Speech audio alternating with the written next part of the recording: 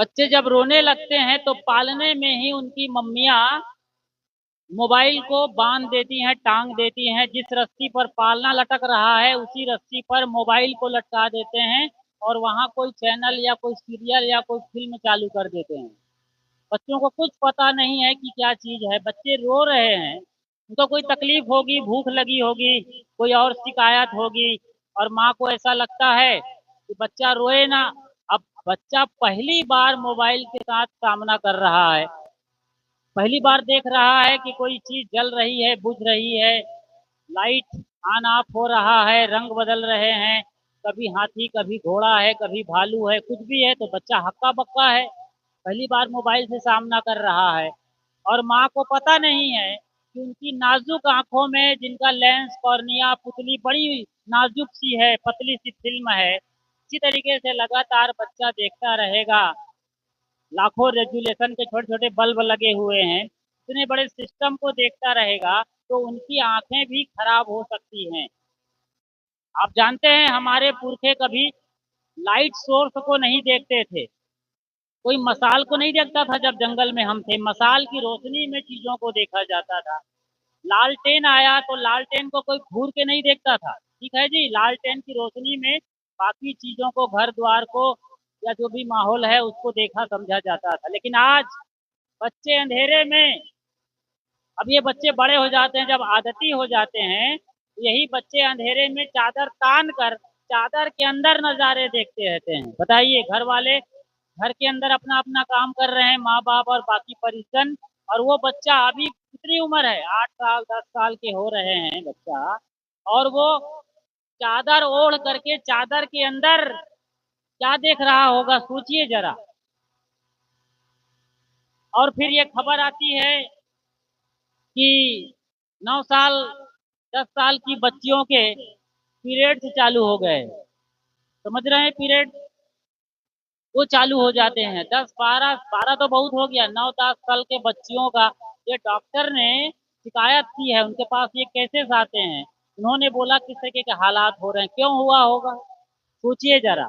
जब तक बच्चा 8-10 साल का हो रहा है, तब तक आपके घर में लगे वो एलसीडी और एलईडी टीवी पर तमाम ऐसे ही मार-धाड़ की फ़िल्में देख चुके होते हैं और हज़ारों बलात्कार के सीन देख चुके होते हैं।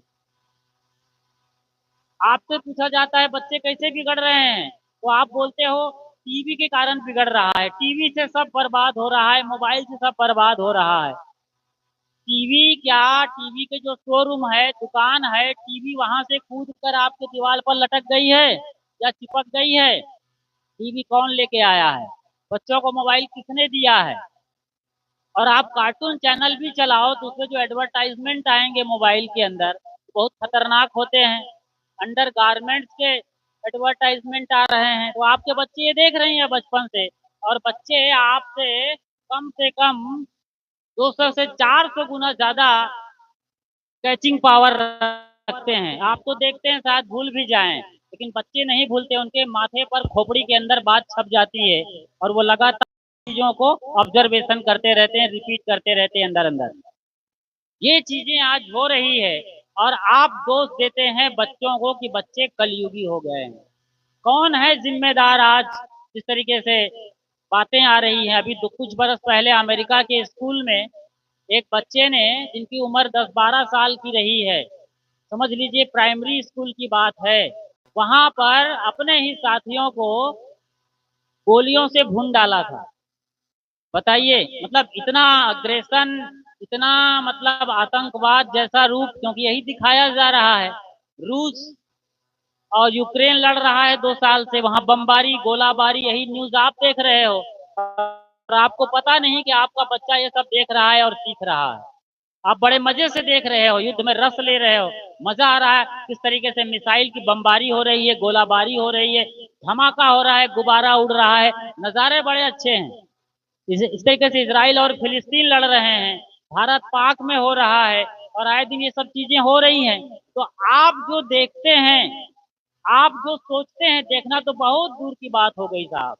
आप जो सोचते हैं, अभी मैंने कुछ दिन पहले एक तस्वीर देखा था, तस्वीर में एक माँ है, माँ गर्भवती है और उसके पेट में एक बच्चा पल रहा है। ऊपर माँ अपने आंखों के पास एक मोबाइल लेकर देख रही है, जो भी देख रही होगी वो सीरियल या जो भी अपनी मनपसंद की कोई चीज, तो उसके भीतर पेट के अंदर का बच्चा को भी दिखाया गया है कि वो भी मोबाइल लेके देख रहा है। सेम टू सेम यहाँ पर हो रहा है, एक्शन टू रिएक्शन। क्योंकि बच्चा सब कुछ पी रहा है माँ के जरिए, उसका सांस लेना, उसका खाना पीना, सारा कुछ बच्चे के लिए माँ कर रही है, या जो कुछ भी करती है वो बच्चा को ज्यों का त्यों मिल रहा है। इस दौरान बताया जाता है कि यदि आप क्रोध में हैं और दूध पिला रहे हैं, तो आपका क्रोध का जो हिंसक रूप है, खौलता हुआ आपका मन मस्तिष्क का पशुवत, वो चीज बच्चा आपका पी जाएगा दूध के साथ। बच्चा बोलता नहीं है, बस इतनी सी बात है, हाँ हूं कर लेता है, रो लेता है, इतना ही बोलना आता है।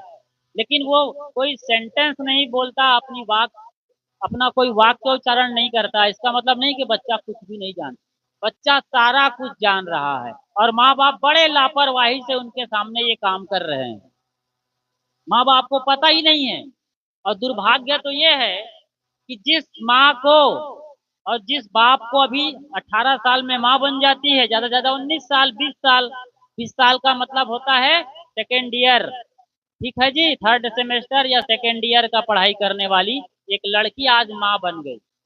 इसको खुद आता पता नहीं है कि कैसे जीना चाहिए, कैसे खाना चाहिए, कैसे बोलना चाहिए, भावनाओं का क्या मूल्य है, कुछ पता नहीं है। एबीसीडी न धर्म का, अध्यात्म तो बहुत दूर की चीज हो गई। और उसका बाप भी वैसे लापरवाह है, बीड़ी पीने वाला, तंबाकू खाने वाला, और बड़ी मुश्किल से काम धंधे में मजबूरी में लगा हुआ है, क्योंकि बेटा या बेटी पैदा हो गई है तो कुछ पैसा चाहिए, तो उसके लिए वो अनाप शनाप तरीके से कमा रहा है। जिन खुद माँ बाप को अपना आता पता नहीं है, मतलब खुद एक रोल प्ले नहीं कर रहे हैं गुड पेरेंट्स का, वो क्या बच्चों को खाक पेरेंटिंग सिखाएंगे? क्या बच्चे उनसे सीखने वाले हैं? विचार करिए ना। 20 साल में आपके बच्चे हो जाते हैं, आपने क्या सीखा है? आपको खुद पता नहीं है। भारत के 20 महापुरुष का नाम लिखाइए अपने बच्चों को। आज आज जो बच्चे हैं 10, 12, 15 से 18 साल के, उन बच्चों को बोलिए भारत के जो 10 महापुरुष हैं या 20 महापुरुष हैं, क्रांतिकारी, उनका नाम लिखाइए। नाम नहीं लिखने वाले हैं। हाँ, गाड़ियों के नाम लिख देंगे कि ये कार के इतने सारे कंपनियां हैं, हीरो हीरोइन का नाम लिख सकते हैं वो। यही वो देख रहे हैं। देख रहे हैं क्या आप ये दिखा रहे हैं? माँ बाप खुद सीखे नहीं हैं, अब क्या उम्मीद करेंगे बच्चे को वो सिखाएंगे, धर्म के रास्ते पर ले जाएंगे और भावनाओं को सिखाएंगे, महापुरुषों के जीवन से कुछ प्रेरणा लेंगे और देंगे? असल में बच्चा तो पैदा होना चाहिए कम से कम 50-60 साल की उम्र में। कल्पना करिए, 50-60 साल की उम्र में बच्चा पैदा होगा तो उसको कितना बढ़िया उसके माँ बाप सिखाएंगे। सारा रगड़ा झगड़ा झेल चुके हैं, पूरे तरीके से मेच्योर्ड हो गए हैं, फिर वो गुड पेरेंटिंग कर सकते हैं, बहुत बढ़िया सिखाएंगे। कोई बच्चा नहीं बिगड़ेगा फिर। अभी खुदे लापरवाह है, भूलन लाल बना हुआ है, कोई हिसाब किताब नहीं है बोलने का, न खाने का, न पीने का, न जीने का, और माँ बाप बन गए हैं। तो बच्चों को सिखाना नहीं है, बल्कि माँ बाप को दिखाना है। आप दिखाओ बच्चों को, ये होता है। अभी आपके यहाँ रामायण कंपटीशन का प्रोग्राम होता है, रामायण प्रतियोगिता। मानस गान पहले आकाशवाणी रायपुर में आया करता था जब हम बच्चे थे। फिर हमने देखा थोड़ा बड़ा हुआ तो कभी कभी गाँव में लोग रामायण गा लेते थे, बजा लेते थे, बड़ा सस्वर पाठ कर लेते थे, कुछ अर्थ कर लेते थे। बाद में ये कंपटीशन का जमाना आ गया। एक माँ ऐसे ही बड़े मंचों पर अच्छी व्याख्या करती थी और उसको कई मेडल और पुरस्कार मिलते थे, बड़ा नाम था। तो उसका एक छोटू था, वो भी उसके साथ जाया करता था। और आखिर में उस माँ ने बच्चे को सिखा दिया, बेटा प्रात काल उठ के रघुनाथा, मात पिता गुरु नावही माथा। बच्चा कई बार सुन चुका था, घर में आके मम्मी ने समझाया, बच्चा सीख गया और लगातार 3 महीने तक अपने माँ बाप का चरण छूता था। सवेरे उठ करके दादा दादी ताऊ ताई जो भी बड़े लगते थे सबका पैर छूता था सवेरे उठने के बाद। वो 5 बजे उठे या 7 बजे, उनका काम यही था, सबसे पहले प्रणाम करना। राम से सीखा था, राम के जीवन दर्शन से सीखा था। रामायण कोई ऐतिहासिक घटना नहीं है, ये भारतीय जनमानस को दिशा और दशा देने के लिए ऐसी काव्य रचना हुई है, जहाँ आप ही राम हैं, आप ही रावण हैं। 3 महीना उसका निकल गया प्रातः उठ करके उसको प्रणाम करने का। 3 महीना जैसे बीता, एक दिन लड़के ने बगावत कर दिया कि नहीं, हम आज से पैर नहीं छुएंगे, हम पैर नहीं छुएंगे। लोगों ने कहा क्या हो गया बेटा? कहा माताजी, पिताजी, मैं देख रहा हूँ कि मैं 3 महीने से लगातार प्रणाम कर रहा हूँ अपने सबका, लेकिन आप लोग खुद मेरे दादा दादी का एक दिन भी चरण नहीं छूते हैं। आप लोग प्रणाम करते हैं अपने माँ बाप का, ताऊ ताई का, बड़े बुजुर्गों का, चाचा चाची का, कोई प्रणाम नहीं किया जा रहा है। जब ये बोला तो उसके माँ बाप के पैरों के तले का जमीन खिसक गया और सब खत्म। ऐसे सिखाना नहीं है, आपको दिखाना है। आप पैर छुओ, बच्चे अपने आप सीखेंगे। आप अच्छा से अच्छा करिए, धर्म का काम करिए, अध्यात्म का काम करिए। अभी यहाँ लाइए बच्चों, कोई बच्चे को लेके नहीं आते हैं, बच्चे को रिमोट दे दिया गया है, आप टीवी देखते रहो बच्चे, हम आते हैं सत्संग करके। और बच्चे टीवी के अंदर जाके पता नहीं क्या से क्या देख रहे हैं, वो कहाँ से कहाँ चले जाएंगे। और मोबाइल के बड़े एक्सपर्ट होते हैं बच्चे, आप रिंगटोन बिगड़ गया तो रीसेट नहीं कर सकते, वो बाकायदा दोबारा यानी रीसेट कर देते हैं आपका रिंगटोन। इतने कंप्यूटर माइंड के बच्चे पैदा हो रहे हैं, कुशाग्र बुद्धि के बच्चे पैदा हो रहे हैं। वे आपके खटिया खड़ी करने वाले हैं, मतलब आपको आईना दिखा रहे हैं कि आप कौन हैं। जब आप अपने बच्चों को सही तरीके से नहीं संभालेंगे, नहीं समझेंगे, ये अंजाम होना शुरू हो जाएगा। एक बात ये सीखनी है कि आप जो बच्चों में अच्छा गुण चाहते हैं, कम से कम वो अपने अंदर तो हासिल करें।